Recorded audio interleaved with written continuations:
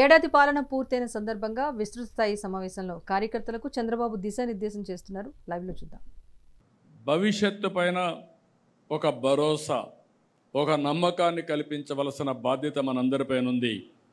ఇవి రెండూ రావాలంటే మనం చేసే పనుల మీద ఆధారపడుతుంది, నాయకుడి యొక్క విశ్వాసం పైన ఆధారపడుతుంది. ఈ విషయం కూడా మీరు గుర్తుపెట్టుకోవాలి. మొన్న ఎన్నికల్లో ఎన్ని విన్యాసాలు చేసినా, ఎన్ని దౌర్జన్యాలు చేసినా నిలబడుకున్నాం, పోరాడాం, సఫర్ అయ్యాం. కానీ ప్రజలు మేమున్నామని అండగా నిలబడి, మొన్న చూస్తే నేను నా చరిత్రలో చాలా ఎన్నికలు చూశాను, కానీ ఫస్ట్ టైం మొన్న ఎన్నికలు నేను చూస్తే ఎక్కడ కూడా వీలైనంత వరకు తప్పులు చేయకుండా స్ట్రాటజీలో ముందుకు పోయాం. అలయన్స్ దగ్గర నుంచి, అభ్యర్థుల ఎంపిక దగ్గర నుంచి నిర్మోహమాటంగా అందరికీ చెప్పవలసిన విషయాలు చెప్పాం. గెలిపే ధ్యేయంగా ఆలోచించాం.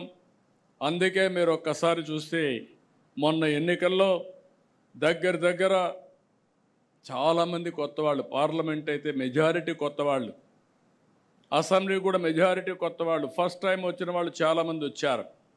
రెండోది మీరు చూస్తే సోషల్ రీఇంజనీరింగ్ చేశాం.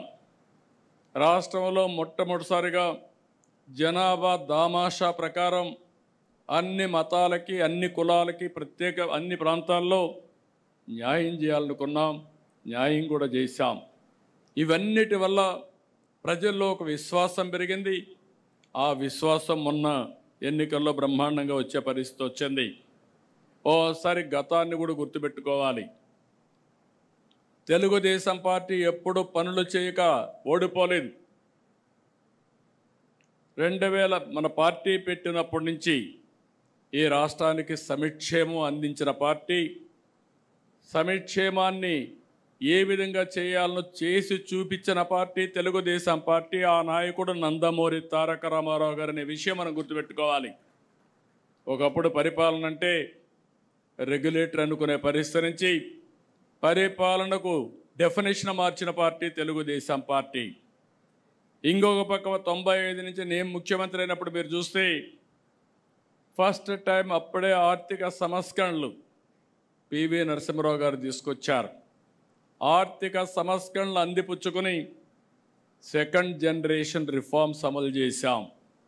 మిడ్-90sలో 94-95 ప్రాంతంలో ఇంటర్నెట్ రెవల్యూషన్ వచ్చింది. దాన్ని ఫస్ట్ అడ్వాంటేజ్ తీసుకున్నది మనమే తీసుకున్నాం.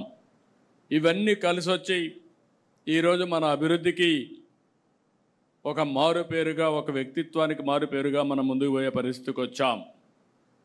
అదే సమయంలో మీరు చూస్తే నేను పదే చెప్పాను 95 CBN అని. నిర్మోహమాటంగా చెప్పేవాడిని. తప్పులు చేసిన వాళ్ళకి క్లియర్గా చెప్పడం, అదే మరి ఏ అధికారి తప్పు చేసినా క్లియర్గా చెప్పడం, ఒకవేళ అధికారి చెప్తే కూడా మారకపోతే, ఎవరైనా మారకపోతే వాళ్ళపైన చర్య తీసుకోవడం నేను చేసిన పని. దానివల్ల బ్రహ్మాండమైన ఫలితాలు వచ్చాయి. 99 నుంచి పనులు చేశాం. అదే సమయంలో రాజకీయాలు మర్చిపోయాం, ప్రజలకు చెప్పలేకపోయాం. ఎప్పుడు కూడా మీరు గుర్తుపెట్టుకోవాల్సింది, చేసే పనిని ఎప్పటికప్పుడు ప్రజల దగ్గరికి తీసుకుపోవడం. ఏదైనా ప్రజల మనోభావాలకు భిన్నంగా ఉంటే ఎప్పటికప్పుడు కరెక్ట్ చేసుకుంటూ ముందుకు పోవాల్సిన అవసరం ఉంది. 2014-19 విభజన తర్వాత మీరు ఒక్కసారి చూస్తే ఆ రోజు చాలా అనుమానాలు కూడా ఉన్నాయి ప్రజల్లో. ఆ రోజు ప్రజలు ఆలోచించింది, ఆదాయం వచ్చే ప్రాంతాలు తెలంగాణకి వెళ్ళాయి, మనకు జీతాలు వస్తాయా, పింఛన్లు వస్తాయా, ఆదాయం ఎక్కడి నుంచి వస్తుందని చెప్పి బాధపడితే 5 సంవత్సరాలు ఎవ్వరికి ఇబ్బంది కలగకుండా అభివృద్ధిలో కానీ సంక్షేమంలో కానీ భారతదేశంలో నెంబర్ 1గా చేశాం. కానీ ఈ పరుగు పందెంలో మనం రాజకీయాలు మర్చిపోయాం. మనం చేసింది చెప్పలేకపోయాం. చాప కింద నీరుమారిగా మన మీద వ్యతిరేకత చెప్పి, అబద్ధాలు చెప్పి వాళ్ళు గెలిచే పరిస్థితికి వచ్చారు. అందుకని నేను మిమ్మల్ని అందరినీ కోరేది, ఈరోజు ఒక ప్రత్యేకమైన కార్యక్రమం ఇచ్చాం. ఫస్ట్ ఇయర్ ఇక్కడుండే అందరం కూడా ఈ 1 మంత్లో పార్టీ యంత్రాంగం ప్రజాప్రతినిధులు కలిసి ఎవ్వరి ఇంటికి వెళ్ళి ఎన్నికల ముందు ఏ హామీలు ఇచ్చాం, ఈరోజు ఏ హామీలు మనం నెరవేర్చామో చెప్పే బాధ్యత మనందరిపైన ఉంది. దాని మీద ఒక యాక్షన్ ప్లాన్ తయారు చేసుకోవడానికే ఈ కార్యక్రమం పెట్టామని చెప్పి కూడా నేను మీకు తెలియజేస్తున్నా. ఈరోజు మనం చూస్తే ఏడాది క్రితం అంతా అయోమయం, గందరగోళం, ఎటు చూసినా చీకటి, 10 లక్షల కోట్ల రూపాయల అప్పులు, దెబ్బతిన్న వ్యవస్థలు, నిర్వీర్యమైపోయిన సంస్థలు, అతి దారుణమైన పరిస్థితి. నేను 4వసారి సీఎం అయ్యాను. గతంలో కూడా కొన్ని ఇబ్బందులు ఉన్నాయి, కానీ ఇన్ని ఇబ్బందులు, ఇంత విధ్వంసాన్ని నా జీవితంలో ఎప్పుడూ చూడలేదు. అంటే కేంద్రం ఇచ్చే డబ్బులు సెంట్రలీ స్పాన్సర్డ్ స్కీమ్స్లో 95 ఇస్తే 95 కూడా డీఫంక్ట్ అయిపోయినాయి. ఇచ్చిన డబ్బుల్ని డైవర్ట్ చేసే పరిస్థితికి వచ్చారు. నిన్న అర్బన్ డెవలప్మెంట్ రివ్యూ చేస్తూ ఉంటే మెప్మా నిధులు కూడా కేంద్రం ఇచ్చిన డైవర్ట్ చేసి మీరు అది ఖర్చు పెట్టి యూసీ ఇవ్వండి, అప్పుడే డబ్బులు రిలీజ్ చేస్తామనే పరిస్థితికి వచ్చారు. అనేక సవాళ్లు దాటాం. నేను పదే పదే చెప్పాను.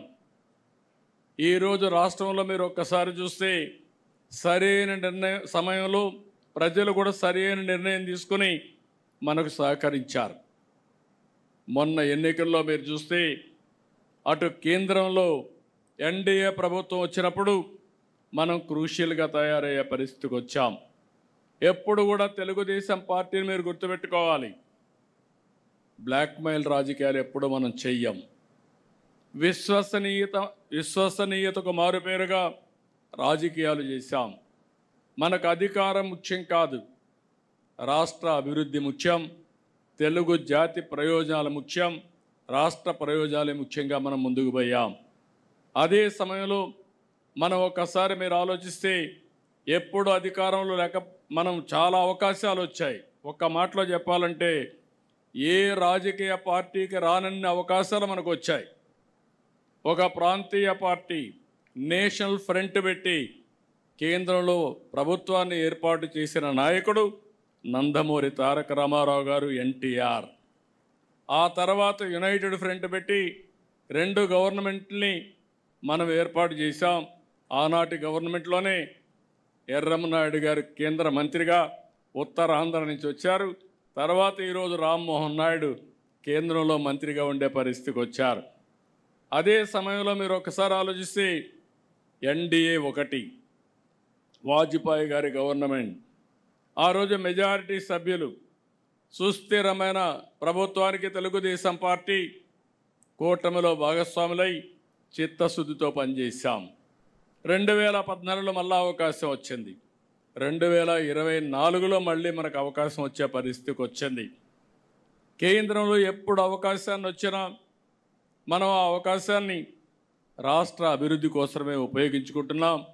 ఈరోజు కానీ కేంద్ర ప్రభుత్వం కానీ సహకారం లేకపోతే వెంటిలేటర్ పైనుండే రాష్ట్ర ఆర్థిక పరిస్థితిని బయట తీసుకొచ్చే పరిస్థితి కూడా లేదు. వారు సహకరించారు. దాంతో ఒక్కొక్క సమస్యని పరిష్కారం చేసుకుంటూ ముందుకు పోతున్నాం. మనం అందరం ఒకటి గుర్తుపెట్టుకోవాలి, 1 ఇయర్ కంటే ముందున్న సమస్య ఈరోజు లేదు. అట్లని చెప్పి సమస్యలన్నీ పరిష్కారం అయిపోయినాయి, కంఫర్టబుల్గా వచ్చామని కాదు. జరిగిన విధ్వంసం 20-30 సంవత్సరాల రాష్ట్రాన్ని ఎనికినెట్టేసింది. ఆర్థిక ఇబ్బందులున్నాయి. ఇక్కడ కూడా మీరు అందరూ గుర్తుపెట్టుకోవాలి, దక్షిణ భారతదేశంలో అన్ని రాష్ట్రాల కంటే మంది విభిన్నమైన పరిస్థితి. రాష్ట్ర విభజన వల్ల స్ట్రక్చరల్ ఛాలెంజెస్ వచ్చాయి. అంటే ఒకప్పుడు మీరు చూస్తే, ఈరోజు తెలంగాణ చూస్తే రాష్ట్ర ఆదాయంలో లేకుంటే అభివృద్ధిలో 67% సర్వీస్ సెక్టర్. ఎక్కడైతే 67% సర్వీస్ సెక్టర్ ఉంటే రాష్ట్రానికి ఆదాయం ఎక్కువ వస్తుంది.